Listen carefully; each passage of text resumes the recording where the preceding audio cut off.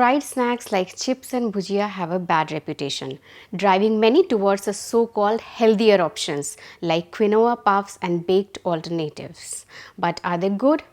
Emerging scientific evidence says that most packaged snacks, including those seemingly healthier options, also are mostly ultra-processed and are linked to lifestyle diseases.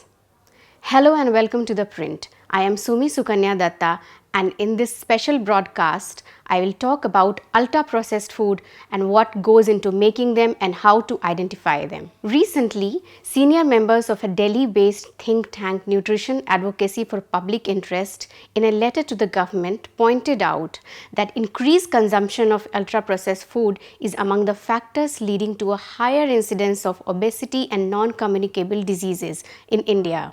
The group, which has nutritionists, epidemiologists, pediatricians and researchers, demanded that the government introduce a bill to define healthy foods. This is the first time that such a demand has been raised, but evidence for this has been growing. According to a 2018 World Health Organization report, non-communicable diseases accounted for over 58 lakh deaths in India annually. Another study by the Indian Council of Medical Research also found that the proportion of NCD-related deaths in the country increased from just 37.9% in 1990 to 61.8% in 2016. Major NCDs include cardiovascular diseases, cancers, chronic respiratory diseases and diabetes, and major risk factors being an unhealthy diet, lack of physical activity and consumption of tobacco and alcohol. So what are ultra-processed foods? How do they contribute to lifestyle diseases? And how do some of the most popular snacks in India fare on the health front? We spoke to medical and nutrition experts to find out. The term ultra-processed food comes from the NOVA food classification system. It was developed by Brazilian researchers in 2009 and has since been cited regularly in scientific literature around the world. This system places food into 4 categories based on the extent to which they have been processed during production. The first category comprises unprocessed or minimally processed foods such as fruits, vegetables, milk, fish, pulses, eggs, nuts and seeds. Then there are processed ingredients or food items like salt, sugar and oils that are not consumed directly but are added to other foods for preparation.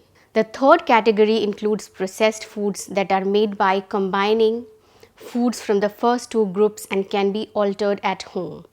For example, jams, pickles, tinned fruits, cooked vegetables and homemade breads. The fourth class or ultra-processed foods typically have 5 or more ingredients and tend to include many additives and ingredients. These ingredients are not ordinarily used in home cooking, such as preservatives, emulsifiers, sweeteners and artificial colors and flavors.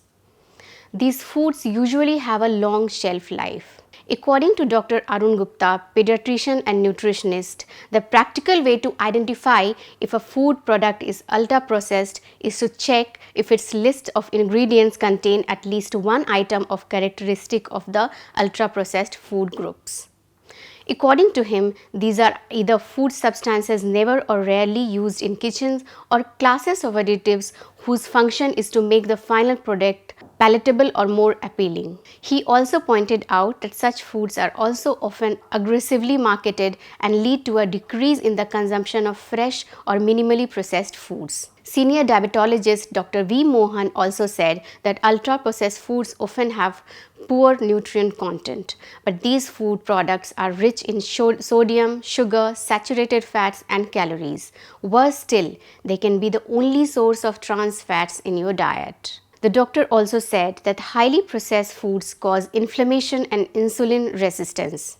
These have also been linked to the development of type 2 diabetes, cardiovascular diseases, obesity and even some types of cancers. But how and why are the additives used in packaged food harmful?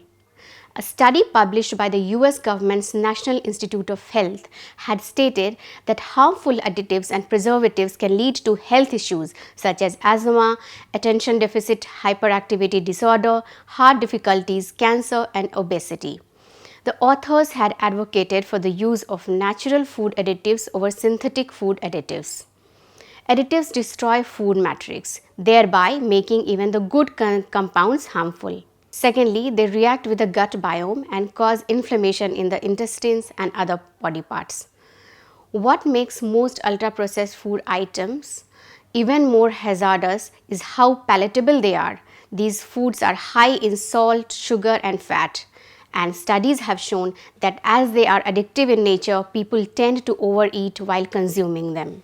We examined some of the commonly used packaged food items and reached out to experts to find out what are the culprit ingredients. Please note that the mentioned brands serve as representatives and the ingredients listed are similar to those found in other products as well. First, we will take the example of chips. Chips have a high calorie count, largely because of potato and edible oil in them. Lay's American style cheese and onion, for example, lists the ingredients like potato, various types of edible vegetable oil flavor, cheese powder, hydrolyzed vegetable protein, flavor enhancers and anti-caking agent. Dr. Seema Gulati, who heads the nutrition research group at Delhi-based non-profit National Diabetes, Obesity and Cholesterol Foundation, told us that ingredients such as edible vegetable oil, seasoning, flavor and anti-caking agent are harmful for consumption. According to her, in food items like this one, the main ingredient is stripped of fiber or its original nutritional goodness. Also, taste and long shelf life are the motive and not health. We reached out to PepsiCo India, which markets Lay's, over email but didn't get a response. Now let's take a look at the instant noodles. Since most instant noodles are made with maida or flour, they are high in terms of glycemic index and low in fiber. Glycemic index is a rating system which specifies how foods containing carbohydrates affect our blood sugar levels. For instance, the Maggi Kappa noodles lists ingredients such as refined wheat flour or maida, palm oil, iodized salt, mineral, thickeners, humectant and acidity regulators beside various powdered spices. According to Dr. Arun Gupta, additives such as thickeners, humectant which is used to control moisture levels and acidity regulators make this instant snack ultra processed. Nestle India, which owns the Maggi brand, told us that the quality and safety of its product are non-negotiable and priority for the company. The company also said that all ingredients and additives used by it comply with strict regulatory and safety evaluations. A popular brand of bhujia is Haldiram's Aloo Bhujia, which lists among its ingredients potato, edible vegetable oil, edible starch and salt, apart from various spices, condiments and flours. But according to experts, ingredients such as salt and vegetable oil make it unhealthy for regular consumption. We reached out to Haldiram's for comment via email but haven't heard from them. We will now examine the ingredient list of Quinoa Puffs. So quinoa is considered a whole grain that is rich in protein. Its nutritional profile can be affected when it is processed, pushing it in the direction of the unhealthy category. Good Diet Quinoa Puffs by Big Basket, for instance, lists among its ingredient corn grit, quinoa flour, edible vegetable oil and seasoning. It also has edible common salt, sugar, acidity regulator, hydrolyzed vegetable protein, yeast extract, flavor enhancer and anti-caking agent apart from salt and flour. Experts said that many of these ingredients are typical of ultra-processed food types. We reached out to Big Basket and the company said that the additives in quinoa puffs perform a technical function such as improving the product's stability and moisture control. It also enhances taste and flavor, ensuring better palatability and consumer acceptance, Big Basket told us. Now, biscuits are a staple in almost every household, but are they ultra processed? We will find out. We examined a popular brand, Oreo chocolate cream biscuits. Its listed ingredients include refined wheat flour, which is again maida, sugar, edible vegetable fat, palmolive oil and cocoa solids. It also has invert syrup, leavening agents, edible salt and emulsifier apart from added flavors.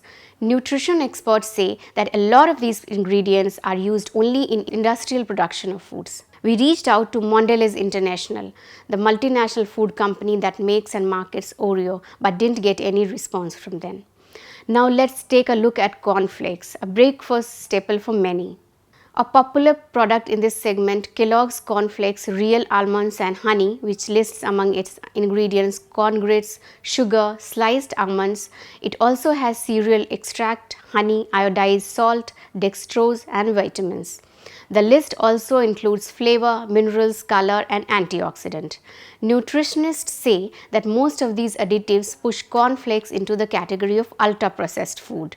But Kellogg India contested this, saying that while corn grits are clearly classified as minimally processed by NOVA, the color used in the product is natural and not artificial. The company also said that the antioxidants used are also natural vitamin E and not synthetic. None of the ingredients fall under the classification of ultra-processed, Kellogg India told us. That's all for now. Please follow the Print's YouTube channel for more. Thank you.